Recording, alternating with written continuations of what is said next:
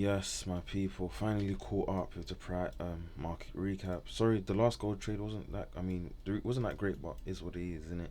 Is what it is. So if I go to my 1 hour time frame, you can see that we have a higher time frame SBS 1, 2, 3, 4, 5, and within this higher time frame SBS, it looks like we just tapped this wick fractal. For those of you that know what that is an area of supply and demand on a lower time frame. And we can see, if I go to my 5 minute time frame, that this area here was the area of supply and demand where price tapped into it, and obviously it's moved higher again. I wouldn't be able to take this trade based on my 5 minute because you are below the SMAs, but on my 1 hour it is perfectly fine. So this is where you need to be able to use, time from continuation and then see the things you want to see, hoping that price bounces from there. If you're wrong, you got a stop loss for a reason. So yeah, so you could have caught a nice trade within, this price action here. And even so, 618, a nice alignment with the 618, where this could have been your trade, and that could have been your one and done. Of course, it would have taken you a couple hours going into Friday to do so, because obviously this was from Thursday. So yeah, you know, but yeah, price is bullish based off our 1 hour time frame. Go to my 5 minute, price is probably also bullish, and on my 1 minute, price is probably also bullish. Yeah, so price is bullish, and all I'll be looking for is bullish zones to take me higher. So we have this area here based on my 1 minute. On our 5 minute, this is what it looks like, which is very risky. So I understand that this low here might get taken out first before we push higher. And again, I only trade what I see. I only react to what the markets give me. And if you just let price play out,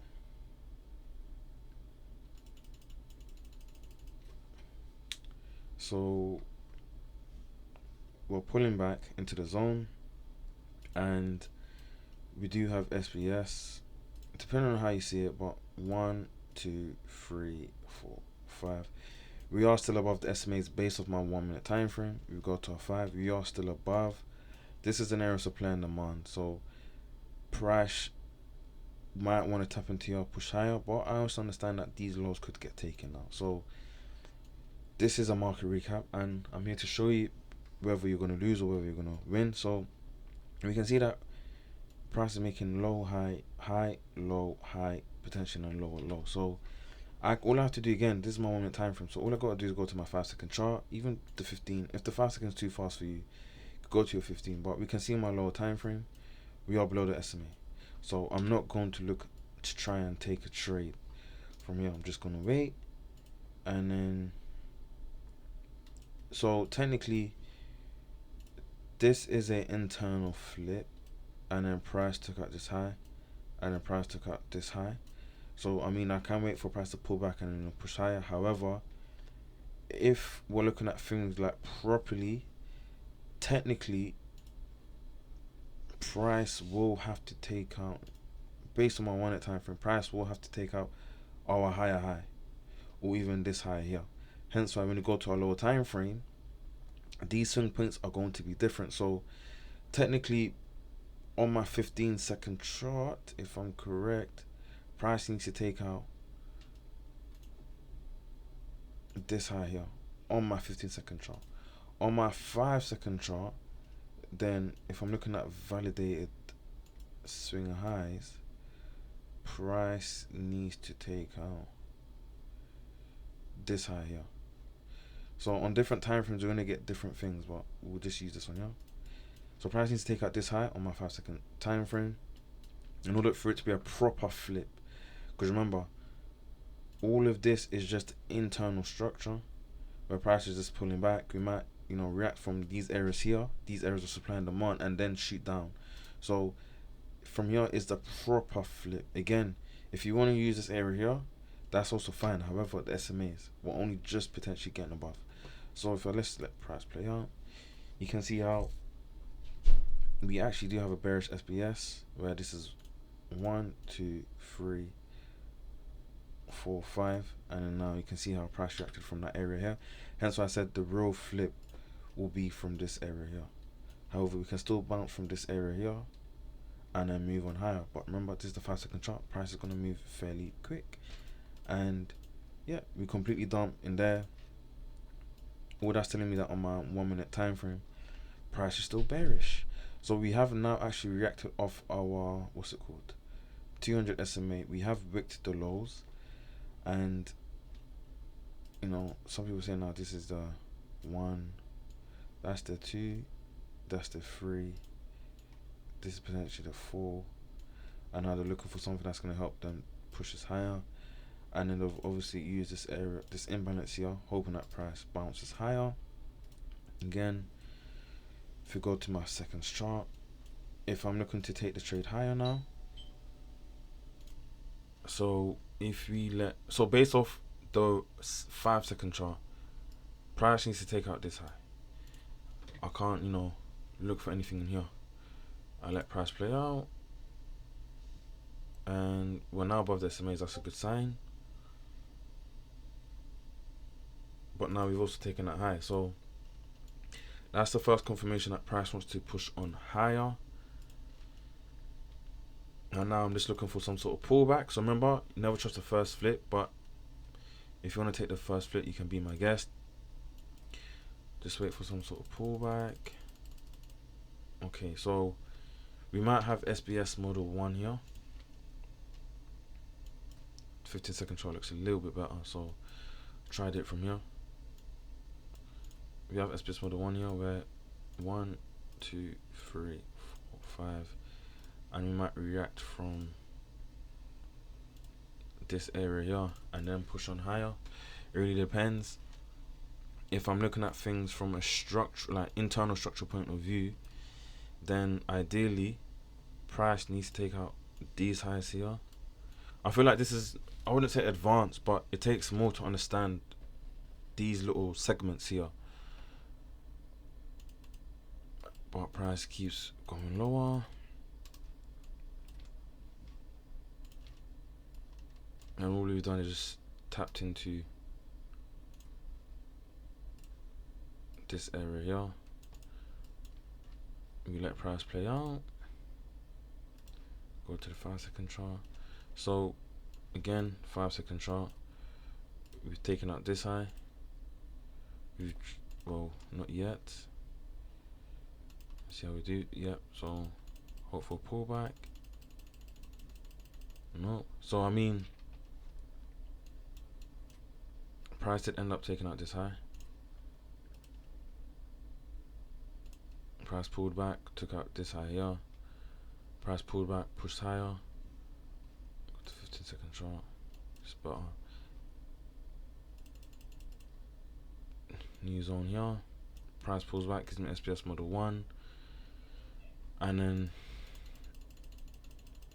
okay, price comes back.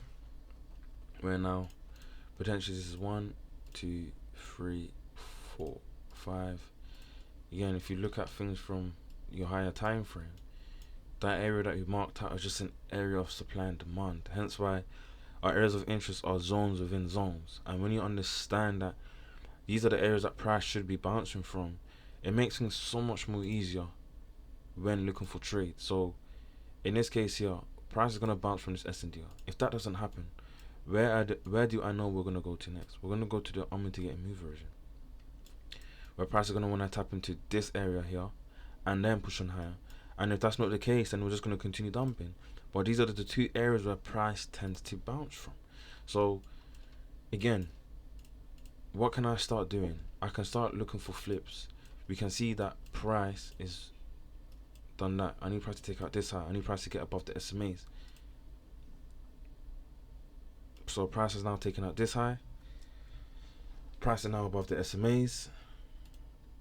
I need some sort of pullback. So I mean, you could always use this as 1, 2, 3, 4, 5.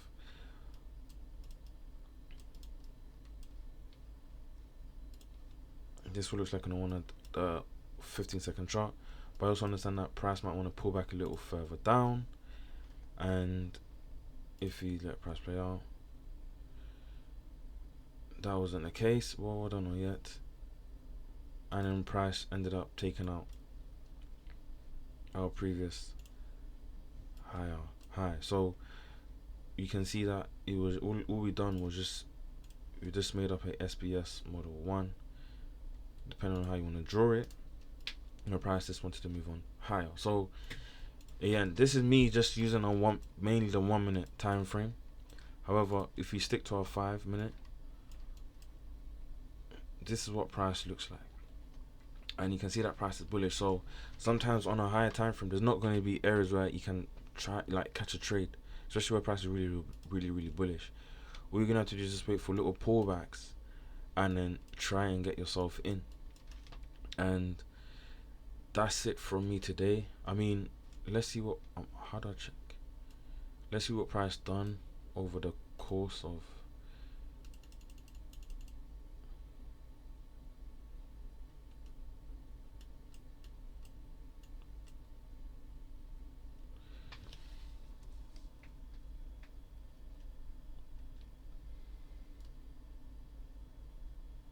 okay, the market would have closed now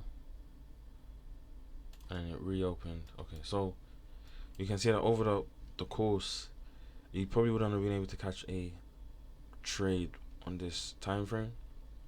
I mean, you could have caught something here where price pushed higher, but essentially, if we go to our 5 minute time frame, all we've done was just facilitate a higher time frame SBS, where now this is 1, 2, 3, 4, 5, and now all you have to do is just wait for a lower time frame flip. So in this case here, it's going to be this high over here, price get above this high, price get above our SMAs, and then we're going to look for a trade higher.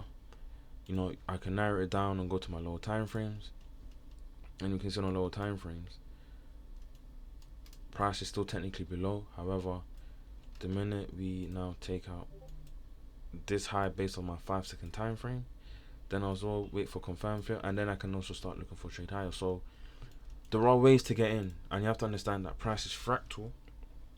And if you know what, no, I wouldn't say if you know what you're doing, but once you're able to understand and read price, things become much more easier.